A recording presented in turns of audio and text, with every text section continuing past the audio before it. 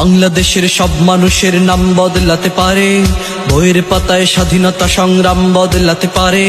বঙ্গোপসাগরের পানি সব যেতে পারে শুকিয়েও, গোটা রাজধানী কেড়ে নিতে পারে বুড়ি গঙ্গার ঢেউ। সুন্দরবন কেটে হতে পারে ইটের ভাটার লাকড়ি, শিল্পপতিরা দেউলিয়া হয়ে খুঁজতে পারেন চাকরি। চোর গুন্ডারা পেয়ে যেতে পারে মন্ত্রীর মর্যাদা, আইনের ফাঁকে কালো টাকা সব হয়ে যেতে পারে সাদা। অনেকেই বলে এই দেশ নাকি হুজুগ জাতির দেশ, দফায় দফায় বদলায় এর রং ঢং পরিবেশ। তাই বলে ইসলাম এদেশে হুজুগে হবে না শেষ, হুজুগে হবে না শেষ। ইসলাম এদেশের পরতে পরতে জনপদে ঘরে ঘরে, ইসলাম এদেশের 90% মানুষের অন্তরে। ইসলাম নিয়ে কেউ ছিনিমিনি খেলে এমন সাধ্য নেই, আর কিছু থাক না থাক তবুও ইসলাম থাকবেই।